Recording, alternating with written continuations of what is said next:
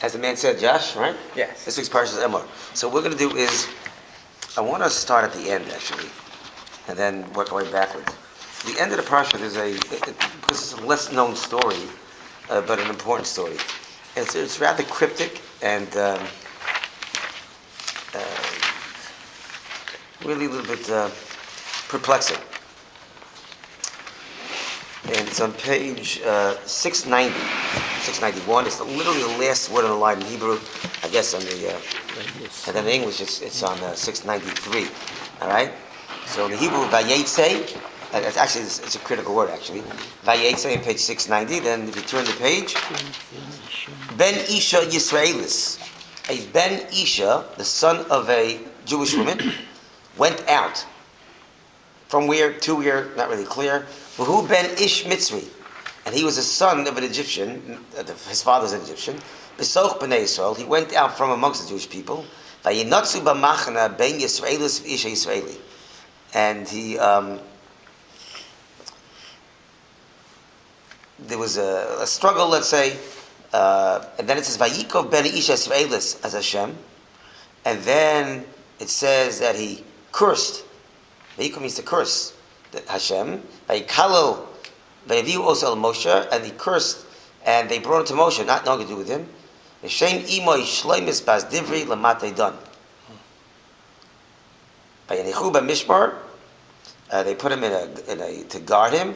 Lifrosh lehem api Hashem, to clarify for Hashem what exactly should be done to him.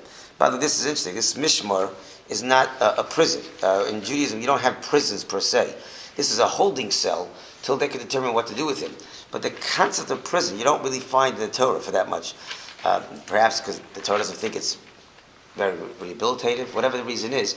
But you don't find it. Here, this mishmar really was a very temporary situation to determine what's going on over here. But again, if I ask you, okay, what just happened here? I think we're all scratching our heads like, okay, what did happen over here? He went out, he cursed, and they don't do with him. Like, what who was this person? And where did he go out from? It's all very, very vague. So Rashi tells us, someplace over here, Vayetze. So Rashi says on page 692, Mehechon Yotza. Where did he go from? It says he left. He left from where? So Rashi says, Me'ilamo Yotza. He left from his world. What does that mean? That seems to make it compound the question. What does that mean? He left from his world. Well, what does that possibly mean? He left from the previous parsha. He excluded himself from the previous portion that was just read. Ligleg, he laughed, he scoffed.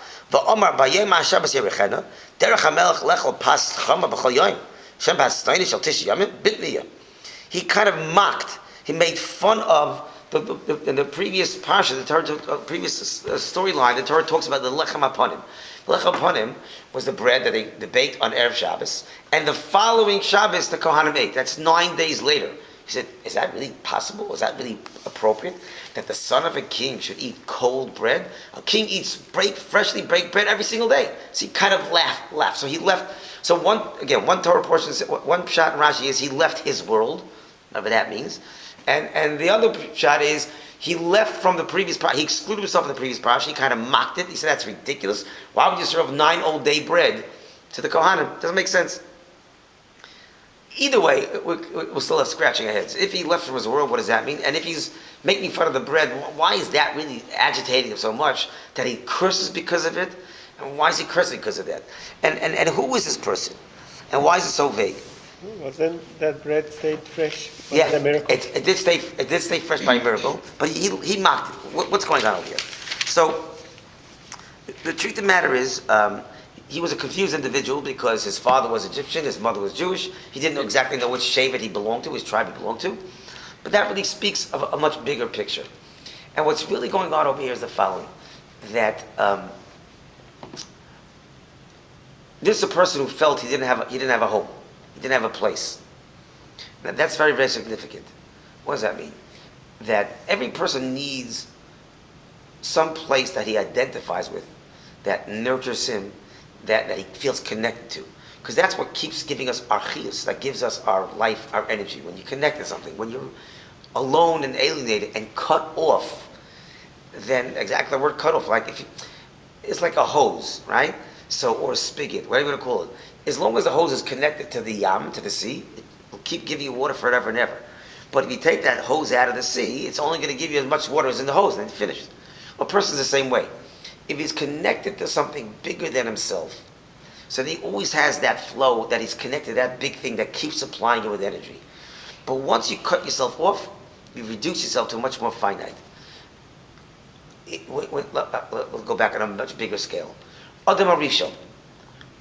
Hashem said, once he ate from the tree of knowledge, that's it. Your punishment is death. He didn't die. He didn't die then.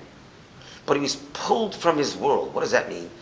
You know, you can, if you have a wind-up toy and you plug it into the socket, it'll keep going forever. But if it's not plugged in the socket, it's just a battery, you know even when it's going like this and it's winding up, it's really dying because the gears are eventually dying. So even as it's moving around, as it's moving, you know that it's also finishing itself off. This person felt disconnected. He didn't feel he had a place. And because he didn't have a place, he couldn't understand about the bread. What does that mean? You see, the bread was mocking him. Because in the physical world, everything gets older. We've talked about this. It breaks down. It ages. Something hot becomes cold. Right? Everything loses energy. In the world of Ruchni, world of spirituality, that's not the case. You can connect to something spiritual. The spiritual world is unlimited, it's infinite, and therefore you keep having this infinite amount of kochos. But because he felt disconnected, and that's what Vayetze Ish, he felt he was out. He felt he was no longer part of the community. To that extent, he felt winding down. He felt exhausted the whole time. Remember we said about Esav. Esav said when he's about, Yaakov offers him this great deal. The bowl of beans or the birthright. Tell me birthright. And Esav says, Hine anochi hodlach lamas. Behold, I'm going to die. So literally means, I'm going to die tomorrow, so I can't worry about the ruchnis, the spiritual world. I'd rather have the beans now.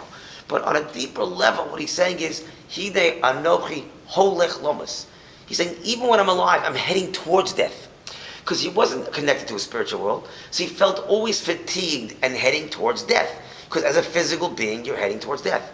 So this fellow also, Vayetze Ish, he was disconnected. So where did he go from? Rashi says, Ma'olamo. What do you mean? Right, he disconnected from that great, full, big body world called the spiritual world. That's what it means. So both Pshatim and Rashi are correct. He left his olam, he left the world that nurtured him, he left his whole source, his root, or his roots, and therefore, this fresh bread is mocking him. Because in his world, bread can't stay fresh, it's got to get older. And yet this bread is staying fresh. So it's mocking him. So the only way he can live with that is by cursing it back. And in fact, the word vayikov, which means curse, it really means, like Lavan said to Yaakov, when Yaakov first came to Haran, he said, Nakfa li scharcha. Come up with a salary for yourself. I don't want to pay you. But the word nakfa means to make something smaller. From the Bill also Vayikov, he also uses the word kav to curse. What is it? It's the opposite of a blessing. A blessing is a constant flow because you attach to something big, and nakfa means to diminish something by pulling it away from the bigness, and now it becomes small, and therefore it shrinks because you pulled it away from its source of bigness. So Vayikov, he curses back. It's the only defense he can have for this fresh bread that's remaining fresh. In his world, that's not possible. In the physical world, you can't have fresh bread remaining fresh. But in the Ruchnius world, it can remain fresh because it's plugged into something spiritual. So he has to curse back. So that's really what's going on over here. His defense is as a form of ridicule, and he curses, which means he's trying to diminish its importance by saying that it really can't be attached to source because he's not attached to a source. And that's really a very important feature. I was going to get to today, if we'll get there. I want to learn a little Pirkei Avos because we know that during these weeks we know Pirkei Avos. Al tifresh min hatzibur. Don't separate from the community. There's a lot to be said about that. Obviously, a person should not just live as an individual. A person needs to support a community. A person has to feel responsible for a community. Both things work. But it also means there's a certain power that a tzibur has that when you take yourself out of it, you lose that power. The tzibur is an organism. The tzibur is its own entity. It has a ruchnius component to it, and the tzibur has a certain, like I said, it's an organism. It's a live spiritual organism, and when you're part of it, you're sustained by it. But when you put yourself out of it, now you're on your own, and now you're only a finite individual, and you're gonna feel worn down. You're connected to a tzibur. You're connected to a bigger cause. You connect something big in yourself. You're nurtured by that bigness, and he didn't feel that way. So really, the idea is really whether it's connected to a tzibur, or connected to a makkah, connected to a place, a yeshiva, or whatever it is, or a shul, something that you connect to that is able to keep supplying with ruchnius as opposed to by yourself. That's what he didn't do. He felt out of it, alienated, disconnected. Hence, the fresh bread. It's more like a guy that who feels totally spiritually depressed, and he sees people on fire spiritually. It bothers him. How do you, right? They're enthusiastic, excited, and he has nothing to be excited about. He can't handle that. He's got to bring that down as well. And that's really what's going on over here on a different show. But Yeah. I'm sorry, I never got this sentence. Why did he? That's is cursing Hashem. It doesn't make sense. It doesn't make sense, but it's his defense mechanism. If he feels alienated, look, at a simple level, religion's always the punching bag. When something goes wrong in your life, the first thing you lash out again is God and religions, right? So that's his way of just justifying his behavior by a little bit of denial. That's what it is. What we're pushing away. Why could it be also, when the Torah says Ben Ish Mitzri, it happened today, the Kiddushin Taf today, that says one of the reasons if a Jewish woman marries a non-Jewish, the kid is questionable. I know we say that because Vashinantam Lemanecha, this guy was Mitzri. He didn't tell his grandfather, he can't talk to the grandchildren. All right. About the Torah. Maybe that could be why it was disconnected. Could very well be. While we're on this topic for a second, I'm going to jump around a little bit, all right? Just, we are heading to Shavuos. I want to mention one thing about Shavuos tonight because it's connected to what you said.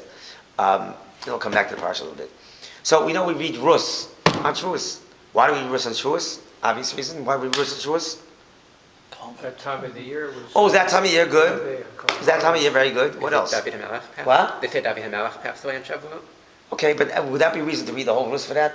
I think a lot of Jews say, no way, I'm not listening to the whole Rus because I'll remember the right? It's kind of, okay, but like, read the whole Rus story Rus because I've died that day? I'm not sure, yeah. So one answer is, because on Shavuos we all became Gerim. The Jews became converts on Shavuos. We all became Jews it was literally a Gerus. There was a Gerus process. We all became Jews. So we read about the first Gerus, which is Rus. All right? But I want to share with you a different explanation. All right? We talk about marrying an Egyptian. So I want to talk a little bit about Gerus. I want to talk about Shavuos too. First of all, Shavuos, every Yom Tov, every holiday, I want to talk about holidays soon as well. Every holiday, because this is Parsha has the holidays. That's why I wanted to get into that. Every holiday has a mitzvah that, if we play the game of association, it's pretty obvious. If I said, an object or a mitzvah, if I said Chanukah, you'd say what? Menorah. I say Pesach, you say Matzah. I say Sukkot, Lulav, whatever cases. Even Purim, you'd say Megillah, perhaps, right? If I say Shuos, what do you say? Torah. Huh? Torah. But there's no mitzvah. What's the mitzvah? What? Aseret Devrut. What? Aseret Devrut. It's not a mitzvah. Or did you read in the Rus? Huh? Did you read in the Rus? But what mitzvah is? What's mitzvah? Cheesecake. It's a custom. I mean, He doesn't like cheesecake. Huh? Cheesecake is great. That's great.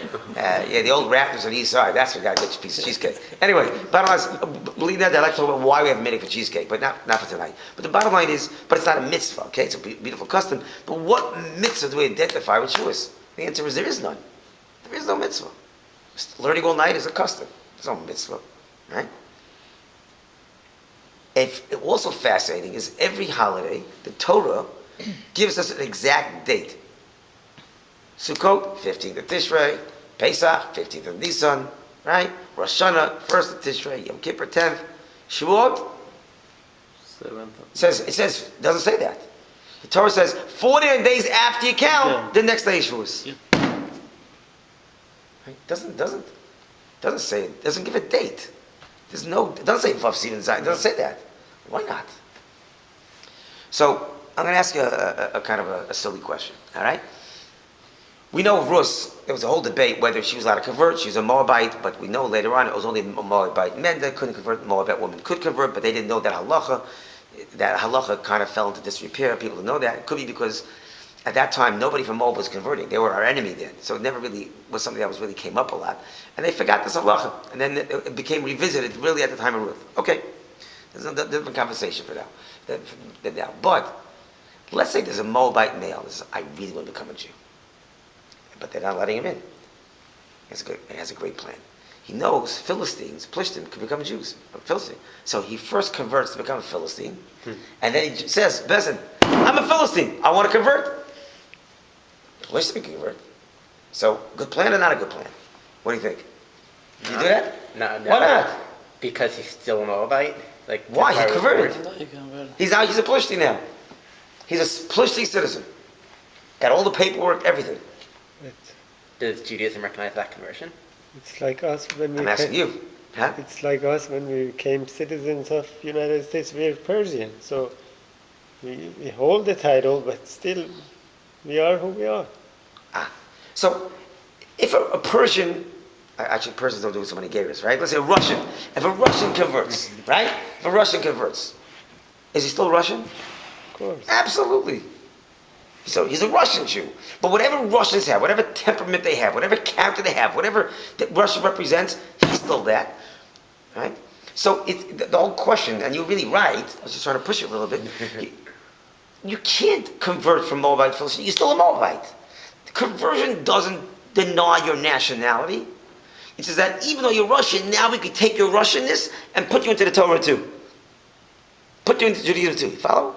So it's a trick question because a Moabite can't become a Philistine. He's still a Moabite, just like the Philistine is a Philistine even if he converts. So where are we going with this? That the idea is that you could take a person from Russia or a person from Spain, whatever the case is, and the Torah says the Torah is big enough to encompass everything and everyone. In other words, there's nothing outside the orbit of Torah. Everything is Torah. There's nothing in this world. Eating is Torah, sleeping. There's nothing in this world that we do that cannot be connected to Torah. Everything. The Torah can elevate, and its function is to elevate everything in this world. That's why there's no particular mitzvah with the Shavuos, because Torah is not about a single mitzvah. Torah is all about everything is Torah. It's not about one particular mitzvah. The reason why there's no date, because every time is Torah. You follow? It's timeless in that sense. And for that reason, we read about Rus on Shavuos, because Rus and the concept of Gerus in general, that's what Torah represents. Gerus is anything could be elevated through Torah. Anyone elevated through Torah. So the lesson of Gerus is the lesson of Torah. It's one and the same. That there's nothing outside the orbit of Torah. You know, it's a bad example. You know, there's a woman that went shopping. It happens to me all the time. I go shopping, so I never take a shopping cart because I only need 2 items. And of course, once I'm in a store, I forgot this and that. And I'm halfway through, I'm literally juggling a million things, you know. And why did they get I do this every time, right? And, right? So it happens all the time. So this woman was buying stuff, and she had more stuff than she anticipated she was going to buy. And one of the clerks saw her struggling with all the stuff. So he says, "Let me give you can I get you a basket?" She goes, "Can't you see I'm buying so many things already? I can't take another basket, right?" Now, obviously, the purpose of the basket is just to put everything else inside of it. That's what Torah is. Torah is not something extra to your life. That you say, I don't have room for Torah. You put everything in the Torah basket. You follow? It's not an additional thing, one more piece. It's your Torah is your whole life. So Gerus represents that concept that Torah can embrace everyone and everything. Right? That's why we read about Gerus, etc. Okay, let's go to the beginning of the parsha. Emor, page 672.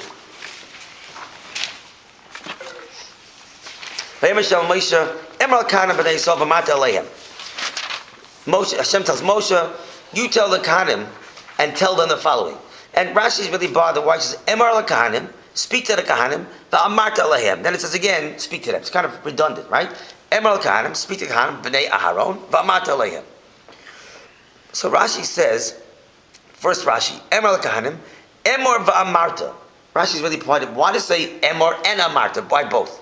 Lahazir gedolim alaktanim. Here Hashem is telling us that Hashem is telling us that the adult kahanim have to be mechanech, have to educate the younger ones. Now, why? We know chinuch is important across the board, right? Whether or not it's kahanim or not. Why the Torah here reiterates the mitzvah of chinuch for kahanim? Hold off on that for now. I'm not going to get there. But lahazir gedolim aktanim, that the elderly kahanim, or the old ones, the adults, should teach the younger ones.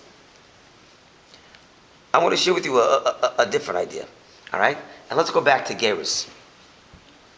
It's interesting, right before, let's see, I'll find it here actually. The Torah goes through all the different Yomim Tovim in Emor, and it does something very strange. It starts with Pesach, then Shavuos, and then Sukkot. But it kind of takes a detour.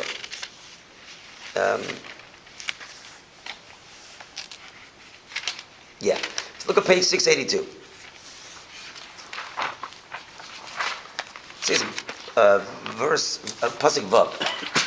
Pasuk Vav. Ubachamisha yom lechodesh hazeh. And the 5th day of this month, Chag HaMatzos LaHashem. Shivas yom Matzos LaChelu.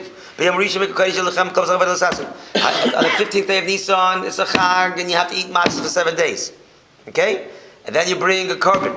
Alright, and you skip, you'll see afterwards, if you look at page 684, here you have the pasuk, Usfartu Lechem Machal Shabbos, you count from the day after Shabbos, right? And 7 weeks, Tamimus, till the final week. That's on page pasuk Tezvav, that's the mitzvah Sfira. I want to get to that as well. This is Parashat mitzvah Sfira, right? And then after Sfira, it makes sense, then it goes back to, what Yom Tov happens after Shavuos?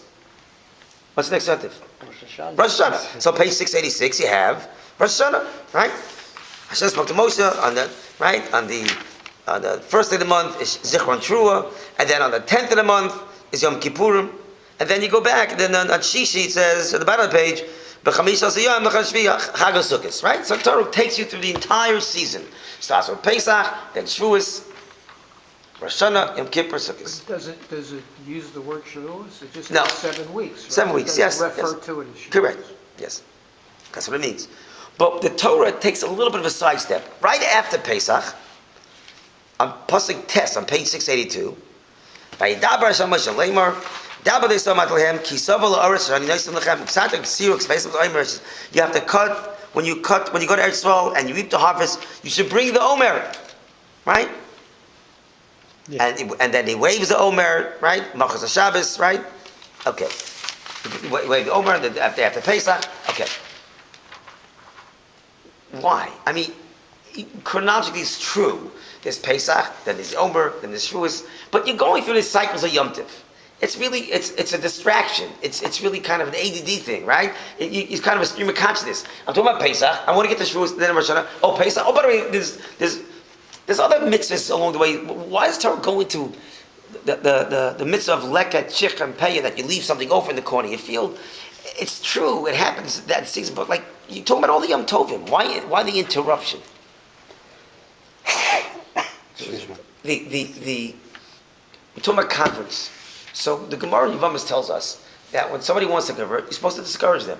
We learned it from Rus. Because 3 times she said, Shavna, go back. She said it 3 different times. And Naomi said that rather to Rus. And Rus said, no, I still want to stay. Wherever you go, I go, right? Then, fine. So Gemara says, how do you discourage them? So if you were the Bezin, and you have to discourage somebody, what would you tell somebody who's not Jewish why they shouldn't be Jewish? How would you discourage them? It's hard, it's not for you, it's hard. Why is it hard? You gotta keep too many mitzvahs. laws. What's If hard? they keep the 7 mitzvot of Noachide, they still could achieve same as... But how do you discourage them? How do you discourage them? You feel like the hardest mitzvah. in Like Talmud. what? Give me. Keep it out the aim. Keep it vague. Okay. He knows what he's talking about. That's what it says. One of the hardest ones here. What else? I'm glad I'm not sitting over there. Circumcision? Huh? Well, he's 8 days old. I don't think there's a difference. But listen, everyone has their own. For some might be Shabbos, some might be kosher. Depends if you're a real foodie, right? Then kosher is a big thing, right? But we can think of hard mitzvahs, right? Okay. Someone told me a story just recently, yesterday actually. Someone told me a story that it was, I forget his name now. Anyways, in the old Beth Shalom, Shalom, and on 16th Street. So he said there were a bunch of Jews studying Gemara at night, and this black fellow walks in, African American walks in, big hulking guy, and the guy told us he's a little scary actually, and he didn't know, what's going to happen over here, and then he points to a guy who's the president of the shul, Rabbi Makovsky's father-in-law. It's the one who was the rabbi there now. His father-in-law. The name escapes me now. Anyway, he says to him, Rabbi, I'm thinking converting. It's like, So the way he told me the story, he goes like this. The rabbi is like, he was teaching. He looks like this. Looks up at him by the glasses. Looks down again. Waits a few minutes and looks up and he goes, you don't have enough trouble without this? You need this also? You need more trouble? The guy thinks for a minute. He goes, yeah, you're right. And he backed down. All right? But I think it was a perfect answer. Like when I get detailed, you need more? Yeah, you don't have enough on your plate already? Your life, whatever your life is all about, right? So there are ways to discourage. But the Gemara says something else. The Gemara says, not only you tell them about the hard mitzvahs, you tell them about the easy mitzvahs too. How's that going to discourage? What does that mean? So it could be also like full disclosure. You can't just tell them about the hard things because that's kind of misrepresented. You give them the full picture. You tell them the hard stuff, say the easy stuff also. It's kind of a full disclosure. Okay. But there's another idea. You know why you tell them about the easy stuff? Because sometimes the easy stuff is the hard stuff. The stuff that's hard and that's challenging, and you got to climb Mount Everest, and it's tough. But when it's over, wow, look what I accomplished. And now that, 10 other people are going, that was awesome. That was I can't believe, that was fantastic, right? The little stuff, you don't necessarily feel great about it. No one else is going to even know about it possibly. So in a way it's harder because it's not challenging. Well, they say the devil's in the details, right? The challenging stuff sometimes is more enticing. A computer programmer I was dealing with, I was trying to get a web designer actually, I was getting to design a website for me. And we're talking about certain things I wanted to do. It's hard, not hard. He said, Rabbi, I want to tell you something. If a web designer tells you something's impossible, you know what he really means? He means it's boring. You don't want to do that. The stuff that's challenging I want to do, right? That's human nature. So we tell them about the easy stuff. Okay, you know what? There's some stuff that's not going to be so challenging. But it's kind of routine. But you got to do it anyway. So what are these easy things? Tell me about some. A mezuzah on your doorpost. That's not so hard. Is that so hard? Right? I can think of a lot of easy ones. All right? Huh? Tefillin? Tefillin's not so hard. What is it, tefillin? Tefillin. 3 minutes a day. What's easy about tefillin? What? What's easy about tefillin? You Takes gotta 3 do it minutes. every day? 3 minutes a day, any time of the day. Let's not, okay, everyone has their own personal easy and hard one. All right, I was curious. All right, because, okay. I I think this is an easy one. There's plenty of them. There's seven mitzvahs. Just remember 6 mitzvahs that just certain things. Remember, there are plenty of things that not a problem. Okay, but let's either way. The bottom line is that in a way, sometimes the easy things you don't feel a sense of accomplishment, and you got to do them as well. And that's why before Shavuos, the Torah talks about leket shikam peyah. These are mitzvahs that are really, you don't even do anything. You're very passive. The peyah means leave the field as is. If you left something, leket, leave it there. In other words, sometimes charity you feel good because you get to decide where this charity is going. And you have to make a decision. Also, I'm writing a check and I'm offering something right here. You don't make any choices. Just leave it there.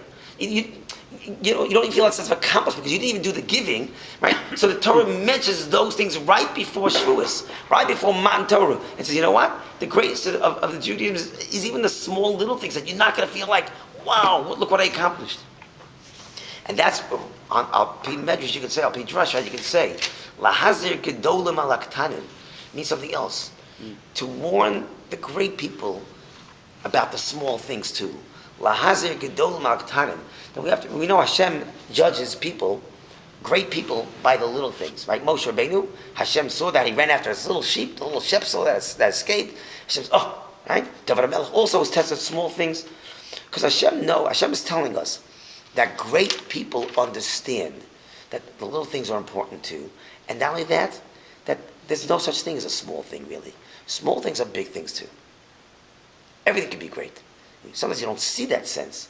I know I've told you a story, but I'll tell you it again because I love the story, right? So I'll take um, there's my great uncle, Blues Rebbe. So I heard this story. Um, he was in the camps in Bergen-Belsen. And in fact, there's a book I've mentioned many times called Hasid Tells of the Holocaust. And most of the stories, like 60, 70%, are about this Rabbi Israel Spira. That was my great uncle. The book came out in a very strange way. He didn't want to make a book. A cousin interviewed him because he was taking a class in Holocaust. And professors insisted that everybody for the class had to interview a Holocaust survivor and get one story. So this cousin of mine asked my great uncle, his cousin, for a story about the Holocaust. And he didn't expect much. He and his wife spoke on the tape for like 4 or 5 hours. And he just couldn't believe it. She heard the tape, she just made a book out of it. It was just incredible. Anyway, and many of these stories I heard myself personally because he would never talk about the Holocaust except because he said it was too hard, too painful, except on Pesach night. He felt his children had to hear what Gullus is, what we have to go through, this Gullus, this Gula. Anyway, one of the stories is when he's in the camps of Bergen-Belsen, they played this game, the Nazis, where you had these two lines. One line went back to the barracks, and one went to the gas chambers. And you had no idea. You had to guess. So there was a kind of this cruel game that they played. So he went on one of the lines, not knowing what his fate would be. Anyway, a capo, a Polish capo, capo, how you pronounce it, grabs him by the collar and yanks him off the line and puts him on another line. Now, is this a good thing or a bad thing? He had no idea, right? But he figured, you know what? He doesn't know either way, so I'll stay with this. That's what happened. That's what's supposed to happen. Happened. He's staying with it. He went with the other line, or he stayed where he was? He went with the other line. Okay. Wherever the guy, he said, listen, that's what happened somehow. Maybe it's Mikra, Hashem wants me to do it. I'll do it. And he stayed with that line, and he was saved. So he met this guy a few years later. He said, why in the world did you save my life? I mean, you risked your own life, and that's what he's seen you do that. They would have killed you. Why'd you do this? Why'd you save my life? He was like so incredulously happy, obviously grateful. He said, Rabbi, you don't recognize me? He says, no. He says, many years ago, I was a street sweeper in your town. Now, every morning, when you pass by, you wish me a good morning. You made me feel like a somebody. That's why you saved me. Incredible story. A simple good morning. A little thing. You and I, trivial, nothing. Great. It made somebody feel like a somebody. That he's willing to risk his life and save a Jew. It's unbelievable. So, lahazir g'daylim alaktanim. Torah is full of little details too, and little things. Because at the end of the day, little things can be great things too. So that's another reason why the Torah mentions about spheres, about the lekesh shechapeh, which are little things. But the Torah is saying little things have ramifications too. I want to talk about the sphere for a little bit. Okay, we're running a little late. About sphere. Because this is Parashat, so it would be unfair not to. The Torah says, Usvat lechem machas Shabbos, you count from the day after Shabbos, 49 days till the 50th day. Ad machas Shabbos Shvi till the 7th week, then you have Shavuos. So everyone knows that machas Shabbos doesn't mean the day after Shabbos, which would be Sunday. Shabbos over here means Pesach.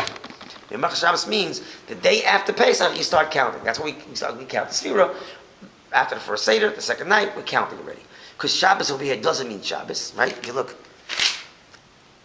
684. Right, look on page 684. So you see it inside. Usfart lechem machas Shabbos, pasuk tezvav.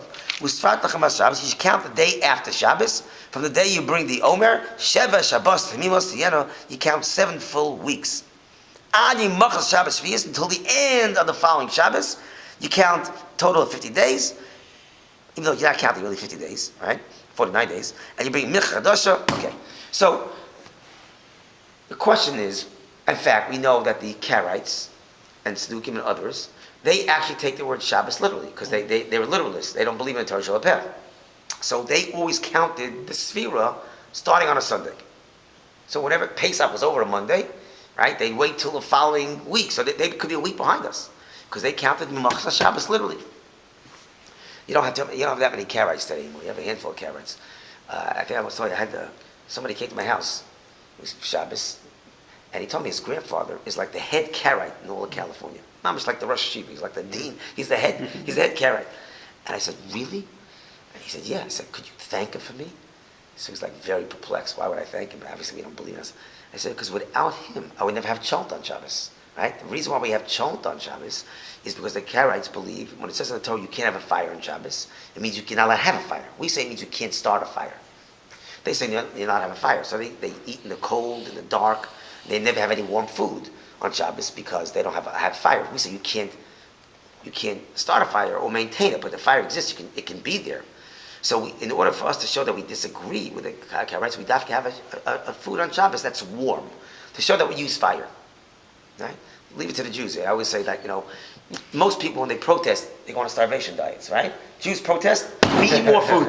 That's our protest. More food. That's the protest. Chont is the protest food. That's what it is. So I thanked him and I said, just thank your grandfather. Well, I wouldn't have chont, right? But the Karaites don't believe in Taj Peh, so they count the day after Shabbos as Sunday. But the question is, but why did the Torah write it in such a misleading way? Let's say the day after Pesach. Why say Shabbos? I mean, Pesach is Pesach. Why call it Shabbos? Now we do find in other areas that Yom Tovim are called Shabbos, but here it's misleading. Why not give it the proper name Pesach? So the idea is like this: the Torah is trying to teach us a very important dynamic in life in general, and it has to do with the number 3. And I can't go into all of them now, but essentially, the growth pattern in life is like this.